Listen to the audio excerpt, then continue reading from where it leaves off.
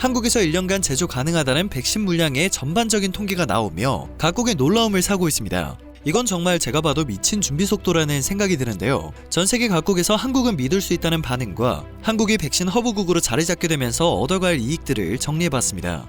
코로나에 맞선 인류의 싸움이 3라운드로 접어들었다는 말이 나오고 있습니다. 지난 2019년 말 중국에서 처음 발견된 코로나는 순식간에 전 세계로 퍼져나가며 인류에게 치명상을 입혔습니다. 그로부터 약 1년여 만에 백신을 선봉에 세운 인류의 반격이 시작되며 코로나 사태는 2라운드 만에 종결되는 듯 했는데요. 인도발 델타 변이 바이러스가 세계 각국의 방역망을 뚫고 다시 빠르게 확산하면서 백신마저 무력화되는 것이 아니냐는 우려가 고개를 들고 있습니다. 지금까지 코로나 백신 접종은 선진국 위주로 이뤄져 왔기 때문입니다. 백신 접종이 저조한 국가를 중심으로 변이 바이러스가 맹위를 떨치는 상황에서 일부 선진국들의 백신 접종률을 높이는 것만으로는 한계가 분명하다는 지적이 나옵니다.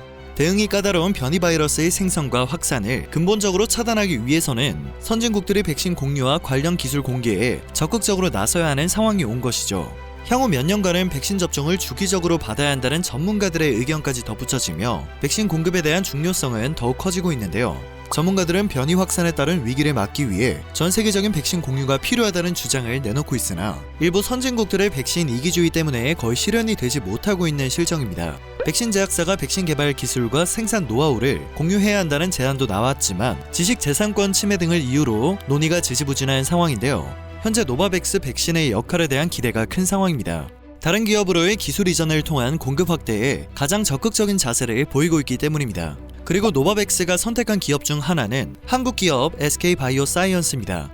스텔리어크 노바백스 CEO는 코로나 바이러스는 모든 사람들이 면역을 형성하기 전까지 사라지지 않을 거라며 SK바이오사이언스와 함께 한국뿐 아니라 전 세계의 소외국에까지 백신을 공급하는 데 기여하겠다고 말했습니다. 노바백스 백신은 보관이 용이하기 때문에 초저온 보관을 위한 콜드체인 시스템이 잘 갖춰지지 않은 일부 국가에서 접근성을 높일 수 있다는 장점이 있습니다. 전 세계적인 백신 수급 불균형을 해소할 수 있는 백신인 것이죠. 노바백스 백신은 2도에서 8도를 유지하면 보관할 수 있을 뿐 아니라 유효 기간도 2년에 달합니다. 화이자 백신처럼 초저온 유통 시스템을 별도로 구축할 필요가 없어 훨씬 광범위한 지역에서 접종이 가능한 것입니다.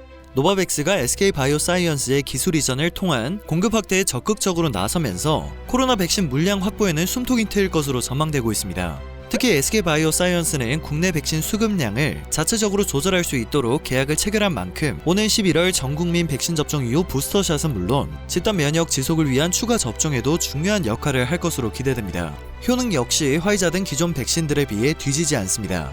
노바백스는 지난달 미국과 멕시코에서 29,960명을 대상으로 진행한 임상 3상 시험에서 90.4%의 예방 효능을 확인했습니다. 변이 바이러스 8종에 대해서도 93.2%의 효능을 나타냈다는 게 회사 측의 설명인데요. 화이자나 모더나 백신에 비해서는 효능이 다소 낮지만 임상시험이 변이 바이러스가 유행하는 와중에 진행됐기 때문에 전 세계 과학계는 노바백스의 임상 결과를 경이적이라고 평가하며 환영하고 있습니다. 노바백스 백신은 SK바이오사이언스가 생산을 맡은 만큼 국내 집단 면역 체계 구축에 큰 영향을 끼칠 것으로 예상됩니다. SK바이오사이언스는 노바백스 백신을 위탁 개발 생산해 전 세계에 공급하고 한국에 공급하는 물량은 기술 이전을 통해 자체 개발할 계획이기 때문인데요. 스텔리어크 CEO는 SK바이오사이언스에 대해 안전하고 효과적인 백신을 전 세계에 공급하려는 노바백스의 긴박함을 공유하고 있다라며 SK바이오사이언스 등 CDMO 기업들과 긴밀한 협력을 지속해 코백스 퍼실리티를 포함한 다양한 국가에서 사용 가능한 백신을 생산할 계획이라고 말했습니다.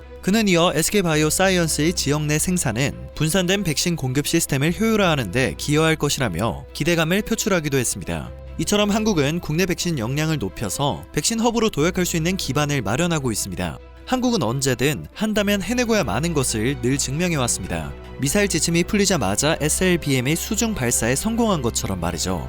현재까지 아시아권에서 자국 내 백신 생산 소식은 생각보다 많지 않습니다. 지난달까지만 하더라도 호주는 5천만 도스의 아스트라제네카 백신 국내 생산을 계획하고 있었고 일본은 다케다 제약이 올해 하반기까지 2억 5천만 도스 분량의 노바백스 생산 설비를 갖출 계획을 하고 있었습니다. 반면 한국은 당시 아스트라제네카와 노바백스 백신을 SK바이오사이언스를 통해 대량으로 생산하고 있었습니다. 이후 한미 정상회담을 통해 추가로 삼성바이오로직스가 모더나 백신을 3분기 내에 대량 생산하게 되었죠. 일부 언론을 통해서는 병인만 하는 백신 생산이 별것 아닌 것처럼 묘사되기도 하는데요. 현재 국제적 백신 생산 상황을 조금이라도 안다면 현재 한국이 절대 무시할 수 없는 역할을 하고 있다는 것을 알 수 있습니다. 또한 미국이 협력 파트너로 삼을 국가는 한국밖에 없다고 봐도 무리가 없습니다.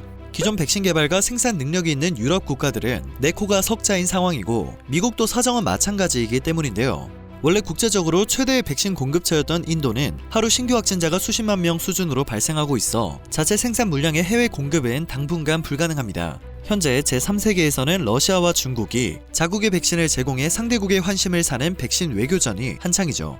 미국이 이 경쟁에 뛰어들기 위해서는 한국과의 협력이 필수적이라고 할 수 있습니다. 한국이 글로벌 백신 허브로 도약하기 위해 미국과 손을 잡는 등의 행보를 보이고 있는 것에 대한 해외 반응도 매우 긍정적인데요. 각국 네티즌들은 관련 보도를 공유한 게시물들에 한국은 이미 아스트라제네카 백신을 중심으로 많은 백신을 생산하고 있는 나라이며 거의 모든 것을 수출하는 나라입니다. 한국은 다른 나라를 도울 수 있는 백신 허브국의 능력이 충분합니다. 미국과 영국 같은 나라는 모든 백신을 탐욕스럽게 보관했습니다. 대량으로 백신을 공급할 수 있는 능력이 있는 한국이 허브국이 되어야 할 것입니다. 한국이 허브국이 된다면 백신이 도착하지 않을 수 있다는 불확실성을 대폭 줄여줄 수 있을 것입니다. 영향이 즉각적으로 나타나지는 않겠지만 장기적으로는 굉장히 좋은 소식입니다. 와 같은 반응을 남겼습니다. 대표적으로 mRNA 생산 능력을 보유하고 있는 한미약품은 WHO가 추진 중인 지역별 백신 허브 구축 프로젝트에 선정되기 위해 움직이고 있습니다. 6일 제약업계에 따르면 한미사이언스는 WHO가 추진 중인 전세계 백신 공급을 위한 지역별 허브 구축 공모에 참여하기 위한 절차를 진행 중이라고 하는데요. 이 공모는 지난 5월 한미 정상회담에서 합의된 한미 글로벌 백신 파트너십의 일환으로 WHO와 코백스를 통한 전 세계의 백신 공급 대량 생산 기지 구축 프로젝트입니다. 주목해야 할 점은 해당 프로젝트가 단순한 선언 수준에 그치지 않았다는 것입니다.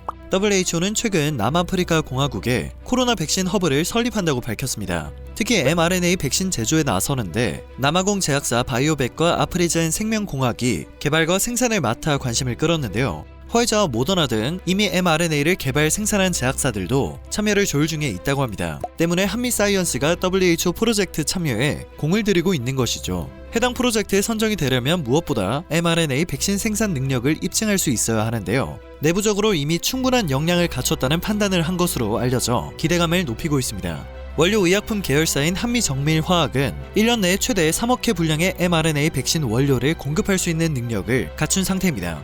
원료를 이용해 mRNA 백신 자체를 생산할 능력은 원료 생산 능력을 뛰어넘은 것입니다.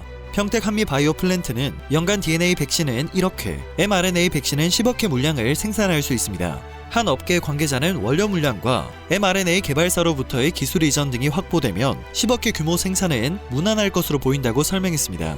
mRNA 백신을 기준으로 전 국민이 2회씩 접종을 할 수 있는 물량이 1억 회입니다. 즉 10억 회 규모는 국내는 물론 해외 백신 가뭄 해소에도 기여할 수 있는 생산 능력인 것이죠. 한 업계 관계자의 말에 따르면 화이자와 모더나 등의 기술 이전 등도 WHO 프로젝트를 통한 허브 도약 구상을 보다 빨리 현실화시키기 위한 조건이라고 합니다. 이처럼 미국 제약회사들이 아시아 지역에서 mRNA 백신 공급 확대를 모색함에 따라 한국 CMO들은 엄청난 기회를 모색하고 있는 상태입니다. 한국은 타국에 비해 앞선 제조 역량을 바탕으로 아시아를 넘어 글로벌 코로나 백신 및 치료제 생산의 허브로 빠르게 성장하고 있습니다. 오늘 전해드릴 소식은 여기까지입니다. 영상이 마음에 드셨다면 좋아요와 구독 한 번씩만 꼭 부탁드립니다. 늘 새롭고 유익한 뉴스를 전하는 로버튜브 되겠습니다.